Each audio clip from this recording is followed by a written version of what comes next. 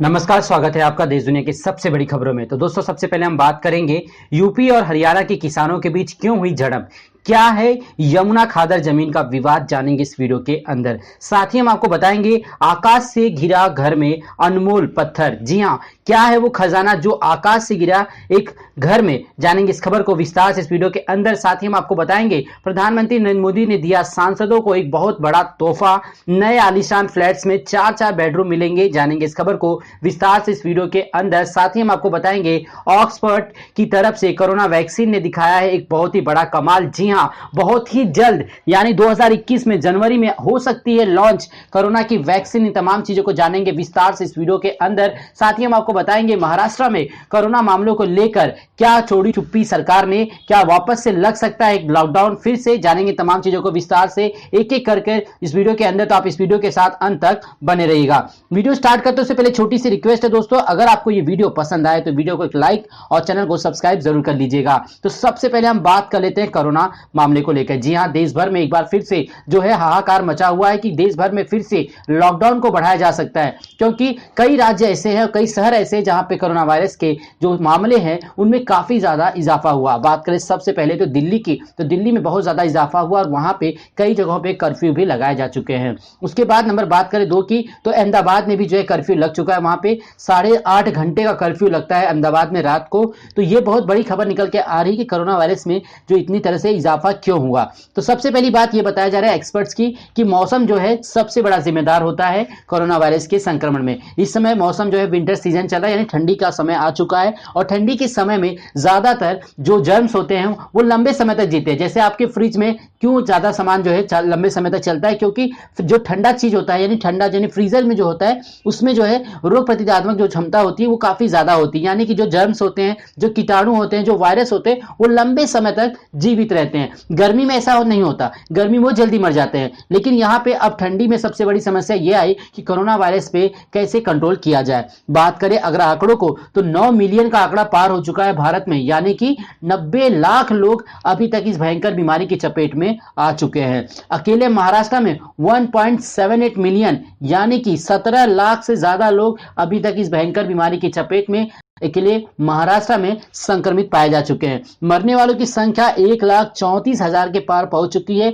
पूरे देश भर में, जो अपने आप में काफी ज्यादा चिंता का विषय बना हुआ है। लोगों की धारणा थी कि लॉकडाउन के बाद यानी दिवाली के बाद पूरी तरह से लॉकडाउन को खत्म किया जाएगा और लोकल ट्रेनें जो महाराष्ट्र में रोकी गई हैं आम जनता के लिए, उसे एक बार फिर से खोल दिया जाएगा, लेकिन ऐसा हुआ नहीं। बीएमसी ने एक नोटिस जारी करते हुए कहा कि अभी कोरोना के मामलों में बहुत तेजी से वृद्धि हो रही है, जिसकी वजह से बीएमसी कमिश्नर इकबाल जी ने साफ साफ अपने बयान में कहा कि वो 3 से 4 हफ्ते का समय और लेना चाहते हैं। इस बात की पुष्टि करना चाहते हैं कि दिवाली के बाद से यानी 14 दिन के जो आंकड़े हैं उसे मॉनिटर किया जा रहा है, और जिस हिसाब से तेजी से बढ़ रहे हैं उसको देखते हुए आम जनता के लिए लोकल में सफर करना अभी खतरे से खाली नहीं है, जिसकी वजह से लोकल ट्रेनों की जो सपना था वो लगभग दिसंबर तक पूरी तरह से बंद रहेगा। यानी अब लोकल ट्रेनें आपकी जनवरी 2021 से शायद खुल सकती है, जब तक कोरोना वायरस पे जो है नियंत्रण नहीं पा लिया जाता।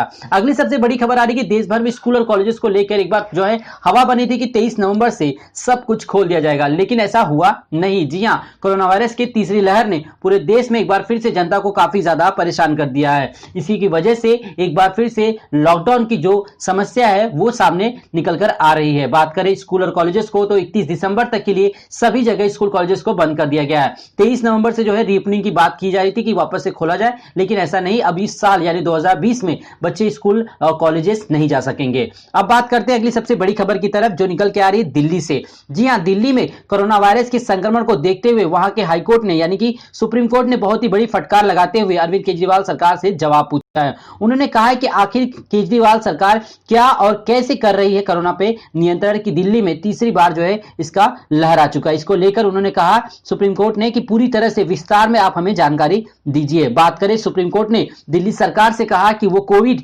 मैनेजमेंट का ताजा ब्यौरा पेश करे।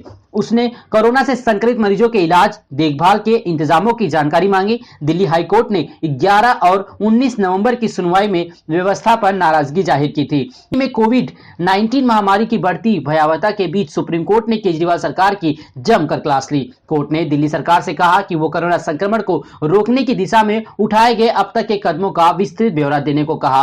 कोर्ट ने कहा, हम जानना चाहते हैं कि आप स्थिति को कैसे संभाल रहे हैं। इससे पहले दिल्ली हाई कोर्ट 11 नवंबर और 19 नवंबर को दिल्ली की आम जनता पार्टी यानी आप सरकार को कड़ी फटकार लगा चुकी है। हाई कोर्ट ने 19 नवंबर की सुनवाई में यहां तक पूछ डाला कि मरने वालों के परिजनों को क्या जवाब दोगे। दिल्ली सरकार ने बताया सभी अस्पतालों में बेड रिजर्व हैं। बहरहाल सुप्रीम कोर्ट ने सोमवार को सुनवाई के दौरान कहा था कि पिछले 2 हफ्ते में हालात बिगड़ गए, लेकिन यह भी कहा कि पूरी तरह से जो अस्पताल की जो समस्या है उसे सुलझा लिया गया और चारों तरफ जो है बेड्स वगैरह रिजर्व करके रख लिया गया ताकि कोई भी आपातकाल अगर स्थिति आती है तो किसी भी प्रकार की कमी नहीं होगी। तो चलते हैं हम अपने अगली सबसे बड़ी खबर जो निकल के आ रही है। उत्तर प्रदेश और हरियाणा के बीच किसानों के बीच जो है हिंसक झड़प हुई। आखिर क्या विवाद है? बात करें यमुना खादर जमीन को लेकर बागपत के निवाड़ा और सोनीपत के जाजल गांव के किसानों के बीच तनाव कायम है। बीते गुरुवार को यूपी और हरियाणा के किसानों के बीच यमुना खादर जमीन विवाद को लेकर हिंसक झड़प हुई थी। किसानों के बीच यह जमीन विवाद करीब 40 साल पुराना है, लेकिन आज तक इसका कोई अस्थायी निपटारा नहीं निकला। बीते गुरुवार को दोनों ओर के किसानों के बीच लाठी डंडे चले, धारदार हथियार से भी हमला किया गया। इसके अलावा पथराव और फायरिंग भी हुई थी, जिसमें करीब 9 किसान और 4 पुलिसकर्मी घायल हो चुके। हरियाणा के किसान अपने 2 ट्रैक्टर यमुना में छोड़कर भाग गए थे। बाद में निवाड़ा चौकी पर सोनीपत और बागपत के अधिकारियों के बीच विवाद को सुलझाने का प्रयास हुआ, लेकिन समस्या जस की तस बनी हुई है। इसके बाद निवाड़ा के किसानों के खिलाफ मुकदमा दर्ज किया गया और हरियाणा पुलिस यमुना से ट्रैक्टर निकालकर ले गई।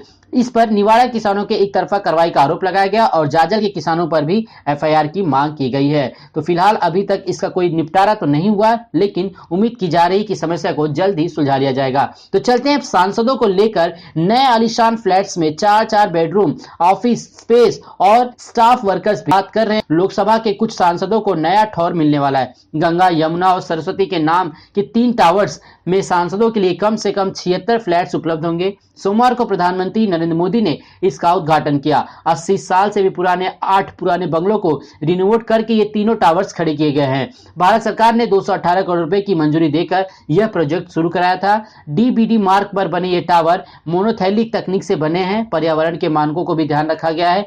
तीनों टावर्स में बड़े फ्लैट्स आलीशान है। इनमें कई अत्याधुनिक सुविधाएं उपलब्ध होंगी। आइए देखते हैं सांसदों का नया ठिकाना कैसा रहेगा। जी हाँ, बात करें इन टावर्स को खड़ा करने में इस्तेमाल हुई ईंटें राख, मलबे और कूड़े से बनी है। सभी फ्लैट्स में ग्रीन बिल्डिंग के मानक को ध्यान में रखा गया है और इस प्रकार जो है इस बार बाथरूम का जो डिजाइन है, स्पेस है काम करने का और 4-4 बेडरूम की सुविधा नए जो है सांसदों को देखने को मिल सकते हैं। चलते हैं अगली सबसे बड़ी खबर कोरोना की वैक्सीन को लेकर। ऑक्सफर्ड एस्ट्राजेनेका की कोरोना वैक्सीन अब जल्द ही भारत में लॉन्च हो सकती है। कोरोना वैक्सीन का इंतजार कर रही दुनिया के लिए एक अच्छी और खुशखबरी है कि ऑक्सफर्ड एस्ट्राजेनेका की वैक्सीन फेज 3 ट्रायल में 70% से ज्यादा असरदार रही। सोमवार को जारी अंतरिम एनालिसिस के मुताबिक 2 तरह की डोज के आंकड़े साथ रखने पर वैक्सीन की प्रभावता 70.4% बढ़ी है। रिसर्च के मुताबिक कहा गया है कि जो वैक्सीन है वो 90% तक असरदार हुई है, यानी कि देश में अब जनवरी तक शायद कोरोना की वैक्सीन जारी हो सकती है।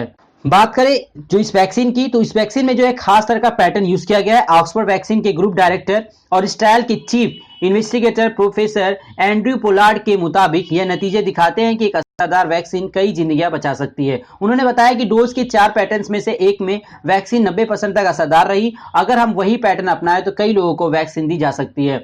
ट्रायल में पता चला कि अगर वैक्सीन की पहली डोज आधी दी जाए तो दूसरी डोज पूरी तरह से 90% तक असर करती है। तो ये हम सभी के लिए एक खुशखबरी की बात है कि फाइनली अब जो है कोरोना वायरस की वैक्सीन जो है लॉन्च होगी एक नए साल में, क्योंकि एक लंबा समय बीत चुका है लेकिन अभी तक कोई भी इसका इलाज नहीं निकला। अब बात करते हैं एक बहुत ही विचित्र बात की। जी हाँ, आकाश से गिरा घर में अनमोल खजाना। युवक बोला करोड़पति तो नहीं हुआ लेकिन मेरे साथ ठगी हो गई है। उल्का पिंड पाकर सुर्खियों में आए इंडोनेशिया के ताबूत बनाने वाले जोशुआ के साथ हुआ धोखा।